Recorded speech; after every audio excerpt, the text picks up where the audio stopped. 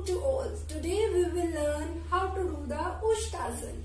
उष्टासन को कैसे करते हैं, इसके क्या क्या बेनिफिट्स होते हैं और इसके क्या क्या प्रिकॉशंस होते हैं.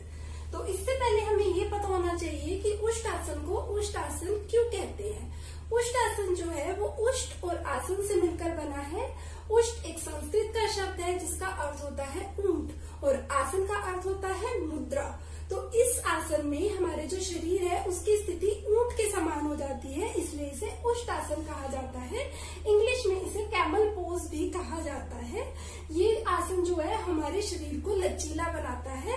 इसमें हम जब पीछे की तरफ झुकते हैं तो हमारे कमर में खिंचाव आता है जिससे बैक पेन की प्रॉब्लम जो होती है वो ठीक होती है. लेकिन अगर आपकी कमर में कोई बहुत ज्यादा चोट लगी हो, गर्दन में चोट हो, हाई बीपी हो, हर्निया हो, तो उन्हें इसका अभ्यास नहीं करना चाहिए.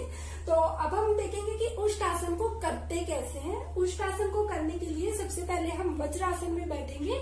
अपने घुटनों के बल बैठ जाएंगे इस तरीके से और अपने हैंड्स को अपनी नीज पर रखेंगे. कमर गर्दन को सीधा रखेंगे, सामने देखेंगे. यहाँ से हम उष्टासन की स्थिति में आएंगे. उष्टासन से पहले हम अर्ध उष्टासन करेंगे.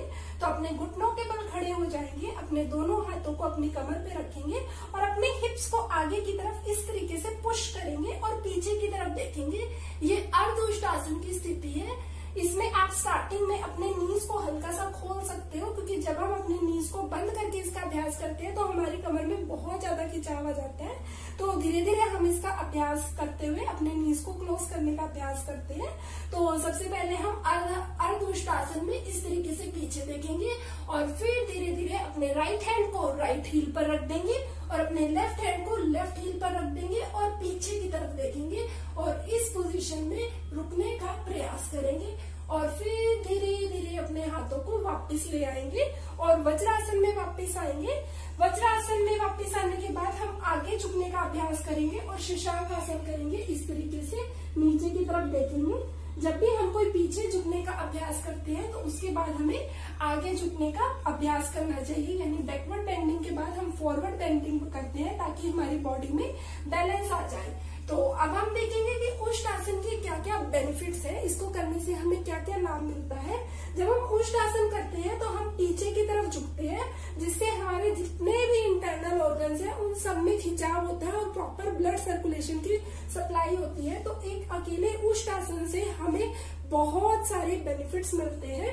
जब हम उष्टासन करते हैं, जब हम पीछे की तरफ देखते हैं तो इससे हमारा जो पेट है और जो ये आंतें होती है इन दोनों में ही फैलाव आता है. ये दोनों ही फैलते हैं जिससे हमारी जो कब्ज की प्रॉब्लम होती है वो दूर हो जाती है.